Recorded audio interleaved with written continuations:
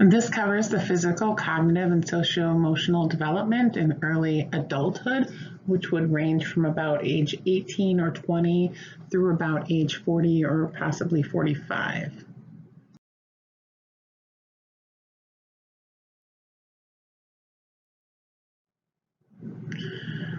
Jeffrey Arnett worked with this age group. So for emerging adults, we're looking at an age range of about 18 to 26 years of age.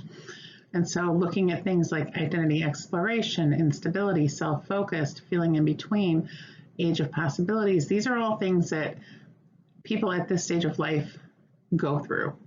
They're trying to figure out what their adult life is going to look like, what path they're going to take, who they want to have a relationship with, if they want to be in a relationship, whether or not they want children, whether or not they're going to go to school, into the workforce, possibly into some type of trade. And so there's a lot of unknowns and kind of back and forth between, relying on your parents for help or wanting to be independent and adult and do things on your own.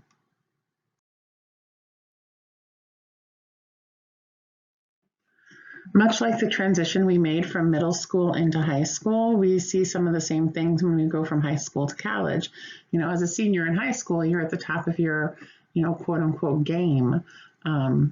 You're popular, you're someone that's looked up to by the underclassmen. So there's some changes that happen when you start college and you're in a much larger environment. There's more people, more diversity. There's not as much structure that you may be used to from high school. There's definitely more opportunity and more responsibility, but some of it you have to navigate on your own. There isn't somebody there necessarily telling you, this is what you should do and this is where you should go. And so there's a lot of exploration into figuring out, what you want to get out of that college life experience.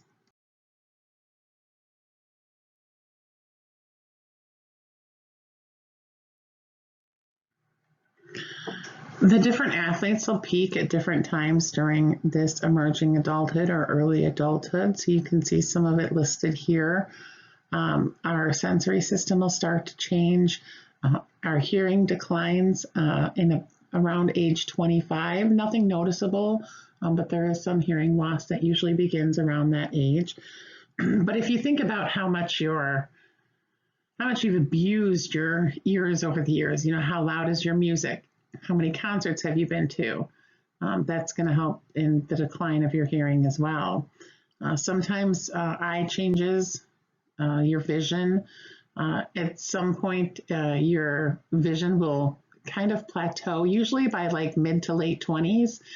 So if you're wearing contacts or glasses, your vision usually stops getting worse and evens out, sometimes gets a little bit better by the time you reach that age. Prior to that, every time you go to the eye doctor, your prescription might be getting a little bit more negative and more negative.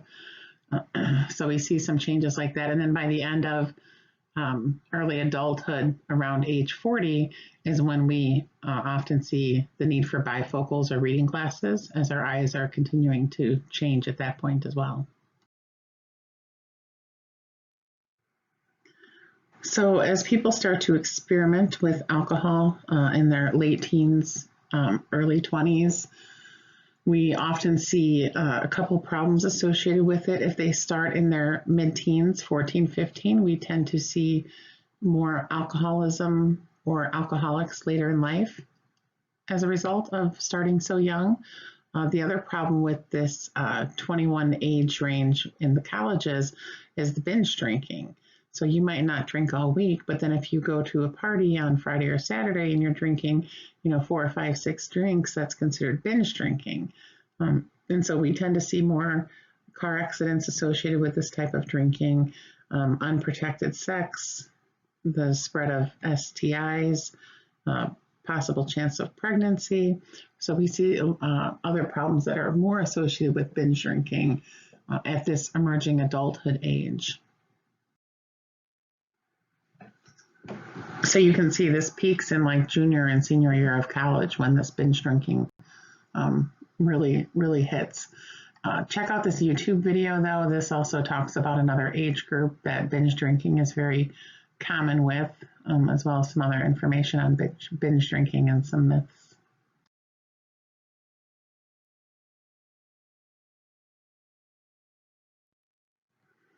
This was a study that CBS did a few years back on alcoholism, and it identifies the 5 different types of alcoholics. So I gave you each type as well as a description of what that type looks like. So I'm not going to talk on the next few slides, but I'll let you guys just kind of read through and see what the different types are. And you can try and identify if you've known anybody that is associated with this type of alcoholism or as an alcoholic, and see what descriptions match what you're familiar with, whether it be something in your own lives, friends' lives, things that you've seen on TV.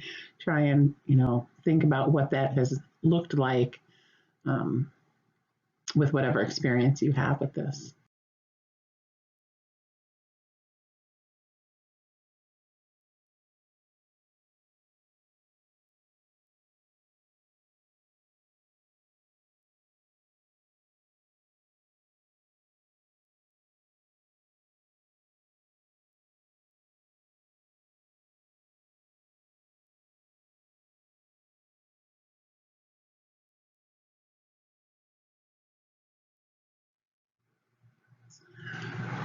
I don't know that we see peer pressure the same as we used to with teens or emerging adulthood age group. In terms of smoking in generally has decreased, although what we see now today is the vaping. That seems to be more popular. So, and it doesn't come across so much as peer pressure, but I think we see more bullying that goes on today, and that can increase the chances that kids are going to try this. But overall, generally speaking, smoking is down from previous generations.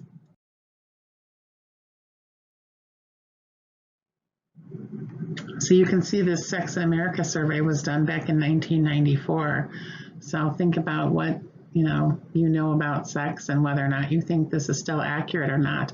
Obviously, the ones that are cohabitating or married or living together are more likely to be engaging in sex on a regular basis. But that also depends on the state of the relationship too. That doesn't last forever, and even married couples will go through periods of time where they're not as sexually active.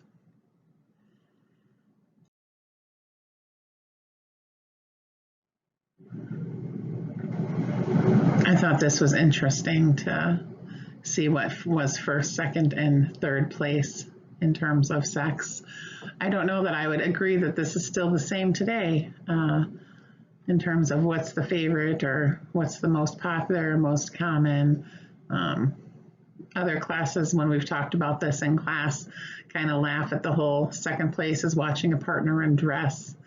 Most students don't seem to get where that would be a favorite thing. So I would think that would probably be moved at this point.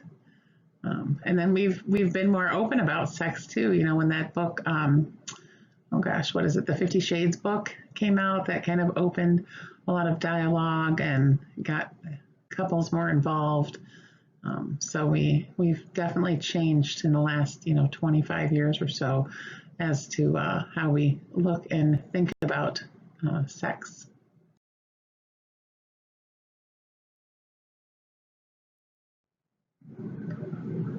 My thoughts on this, when they say men think about sex far more than women do, I think we could be closer to equal thoughts on men versus women thinking about sex. I think women just don't own up to it and admit it as often as men do, because there's a stigma attached with women and sex. But I think they think about it more often than they're letting on. And so this first bullet point suggests that 25% of married men have been unfaithful and 15% of females have been unfaithful. So think about whether or not that number has increased or decreased since this sex survey in America was done.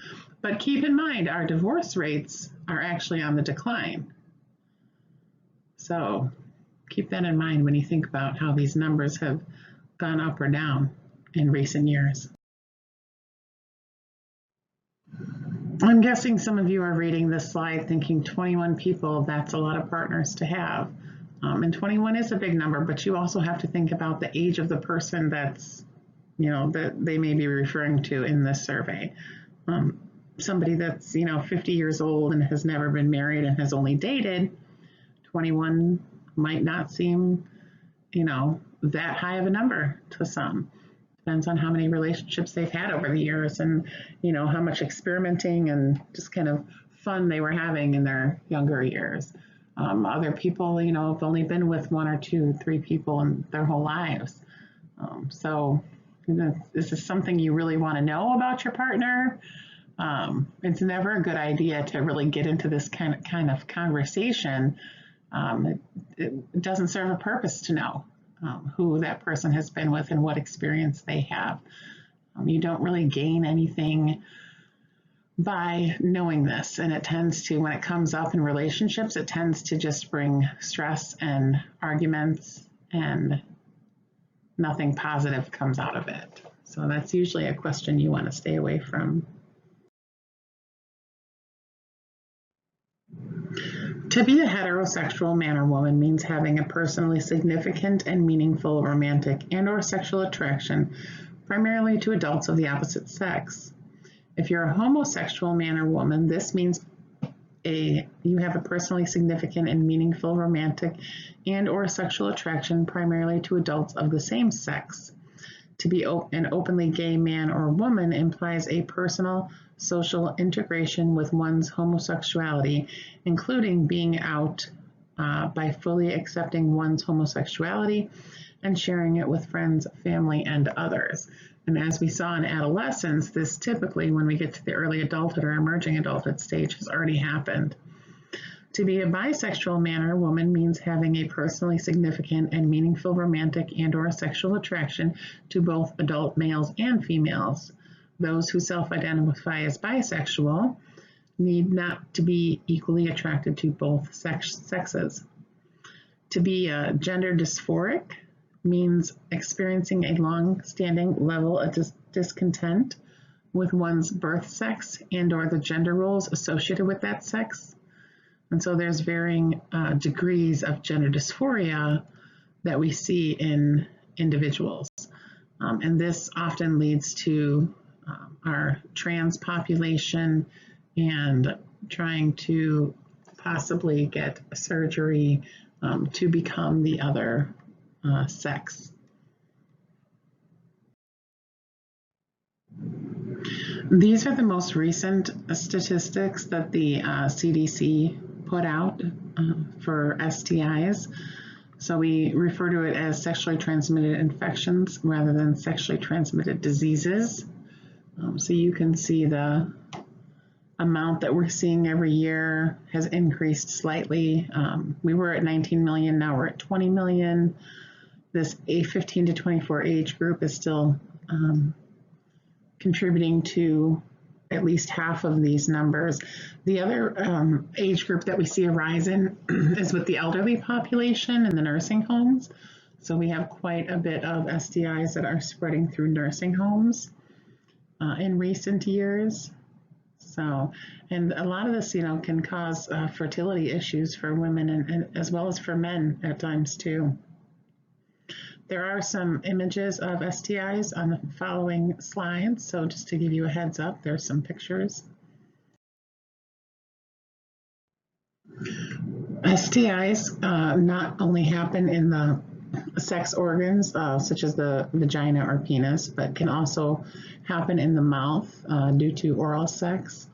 So for chlamydia, as well as for gonorrhea and syphilis, in 2015, these are the three most common STIs that I mentioned. They approximately 1.5 million reported cases of chlamydia. This represents the highest number of annual cases of any condition ever reported to the CDC. Young people ages 15 to 24 account for 65% of chlamydia diagnoses in women, undiagnosed and untreated chlamydia can lead to pelvic inflammatory disease, PID, and 1 in 8 women with a history of PID experience difficulties in getting pregnant. Gonorrhea, of the young people aged 15 to 24, 50% of the gonorrhea diagnosis went to this age group in 2015. And from 2013 to 2015, the reported gonorrhea infections increased each year. In 2015, there was a total of 395,216 cases reported of gonorrhea, so that's about 123.9 per 100,000 population. Untreated or undiagnosed gonorrhea can also lead to pelvic inflammatory disease, PID, and can cause difficulty in getting pregnant. And we'll go to the next slide. Herpes infection is common. About 1 in 8 people aged 14 to 49 in the US has genital herpes. About 1 in 2 people ages 14 to 49 are infected with HSV, which is the typical cause of oral herpes. However, increasing numbers of genital herpes cases are caused by HSV-1 as well. Symptoms of genital herpes can often go unnoticed. Most people with genital herpes, close to 90%, don't know they have the infection. Globally, researchers estimate about 2/3 of the population under age 50, which is more than 3.7 billion, are infected with HSV-1. There's some 140 million people aged 15 to 49 that are infected with genital HSV-1, which is primarily in America, Europe, and Western Pacific. So safe sex is very important to practice.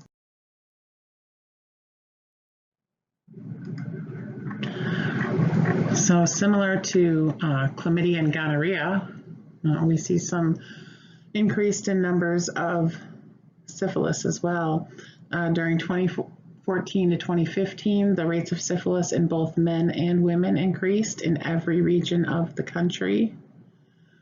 The CDC and the U.S. Preventative Services Task Force recommend annual screening for sexually active young women, and fewer than half of eligible women are screened according to the guidelines. So we can do much better in the testing that we do.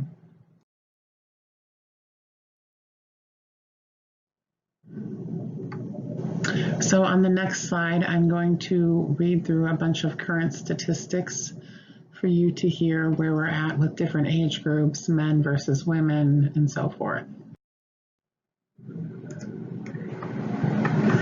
Every 73 seconds, an American is sexually assaulted. You can see young people are at the highest risk of sexual violence. So this would be our early adulthood stage, are at 54% risk for ages 18 to 34. 1 out of every 6 American women has been the victim of an attempted or completed rape in her lifetime. As of 1998, an estimated 17.7 million American women had been the victims or attempted completed rape. Young women are especially at risk. 82% of all juvenile victims are female. 90% of adult rape victims are female. Female ages 16 to 19 are 4 times more likely than the general population to become victims of rape, attempted rape, or sexual assault. Women ages 18 to 24 who are college students are 3 times more likely than women in general to experience sexual violence. Females of the same age who are not enrolled in college are 4 times more likely. But men and boys are also affected by sexual violence. Millions of men in the United States have been victims of rape. As of 98, 2.78 million men in the US had been victims of attempted or completed rape. About 3% of American men, or 1 in 33, have experienced an attempted or completed rape in their lifetime. 1 out of every 10 rape victims are male. Transgender students are at higher risk for sexual violence. 21% of transgender, genderqueer, or non-conforming college students have been sexually assaulted. 94% of women who are raped experience PTSD during the 2 weeks following the rape. 30% of women report symptoms of PTSD 9 months after the rape. 33% of women who are raped contemplate suicide. 13% of women who are raped attempt suicide. Approximately 70% of rape or sexual assault victims experience moderate to severe distress, which is a larger percentage than for any other violent crime.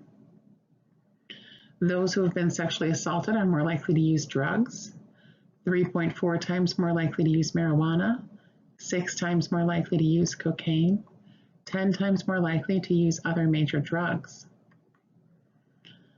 38% of victims sexual violence experience work or school problems, which can lead to problems with their boss, coworkers, or peers.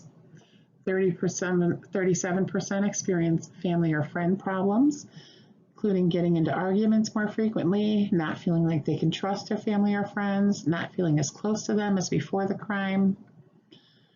84% of survivors who were victimized by an intimate partner experience professional or emotional issues, including moderate to severe distress or increased problems at work or school.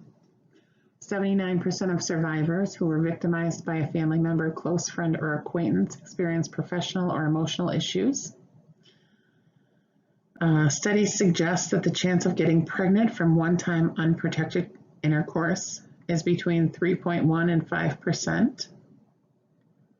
Thus, the number of children conceived from rape each year in the U.S. might range from 7,750 to 12,500. So those are some of the most current statistics that I can find for you on rape.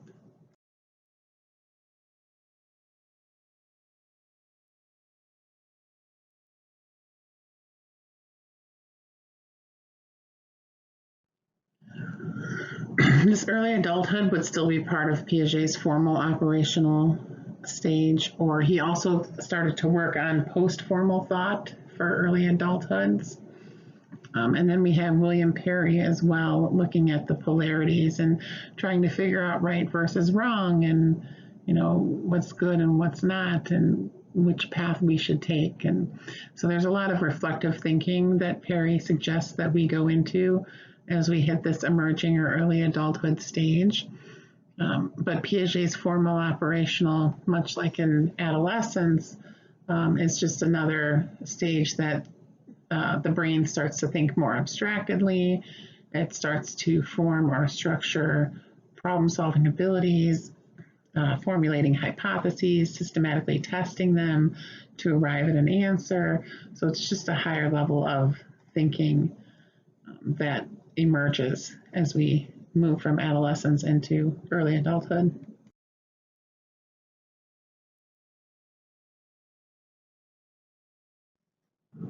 So we looked at this back with like infancy and early childhood and attachment style. So you can see how what the work that Mary Ainsworth and John Bowlby, looks like as we get into these romantic type of relationships and the type of relationship that we want. Obviously, that secure attachment style is the one that we still strive for. But if we had problems earlier in childhood, then one might see avoidant attachment or anxious attachment in their adulthood relationships.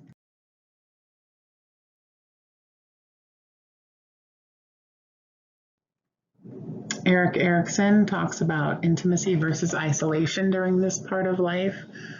So this is in your 20s when you should be, dating, trying different types of relationship and figuring out what it is that you want. If you don't make a commitment during this stage, then Erikson would suggest that you're in the isolation part, and that's going to hold up your next level of development or next stage of development that he has. So it's, one builds off of the other. So you have to be successful at this stage to move to the next one. But not committing during this stage of life might mean that when you're 50 years old, you're still single and, dating and trying to figure out what it is you want, and you never committed, according to Erickson, of course.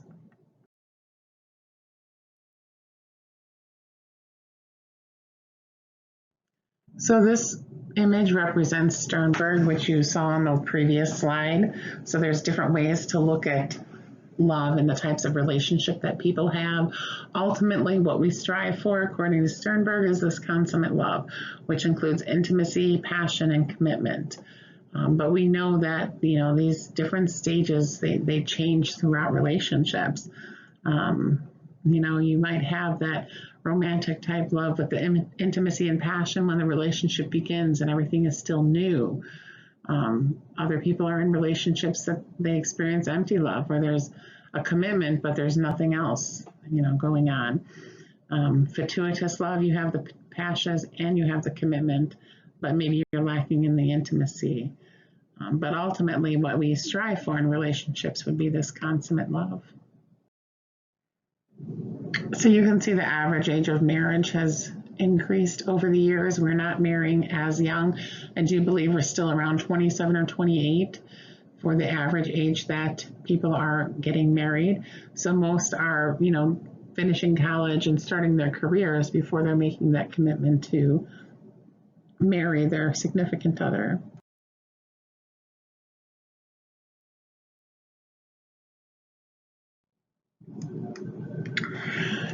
As of 2016, both marriages rates and divorce rates in the U.S. are decreasing. Recent studies have shown that millennials are choosing to wait longer to get married and staying married longer, and are the main driver in the decline of both marriage and divorce rates. The marriage rate in the U.S. is currently 6.8 per 1,000 total population. The divorce rate in the U.S. is 3.2 per 1,000 population. That was from 2014 that the CDC put out. 44 states and DC were reporting these numbers. This is known as the crude divorce rate. Although useful for describing changes in divorce rates over time, the crude divorce rate does not provide accurate information on the percentage of first marriages that end in divorce. So we don't know if these divorces are first, second, third, fourth, etc. marriages. Currently, the divorce rate per 1,000 married women is 16.9. The divorce rate per 1,000 married women is nearly double that of 1960, but down from the overall high time of 22.6 that we experienced in the 80s. Almost 50% of all marriages in the U.S. end in divorce or separation, but keep in mind that separation does not necessarily mean divorce. Researchers estimate that 41% of all first marriages end in divorce, 60% of second marriages end in divorce, 73% of third marriages end in divorce, and the United States has the 6th highest divorce rate in the world. And I'm going to give you on the next slide, there's countries with the highest crude divorce rate.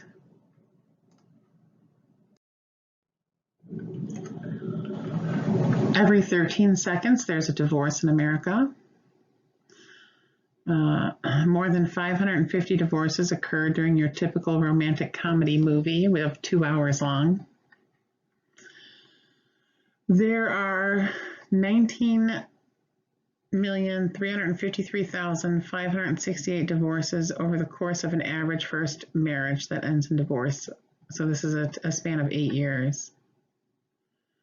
Among all Americans 18 years of age or older, whether they've been married or not, 25% have gone through a marital split.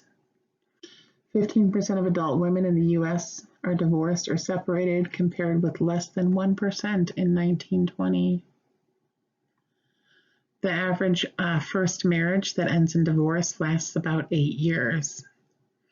So we used to say there's like this 7-year itch that starts. So if you can get over this hump of 7 years, then you should be more in the clear to make the marriage last. Males 7.8 years and females 7.9 years. So the average age for couples going through their first divorce is 30. The 5 professions with highest divorce rates: dancers are 43, bartenders 38.4%, massage therapists 38.2%, gaming cage workers 34.6%, gaming service workers 31.3%. The professions with the lowest divorce rate: farmers, podiatrists, clergy, optometrists, and agricultural engineers. Those are the professions with the lowest divorce rates.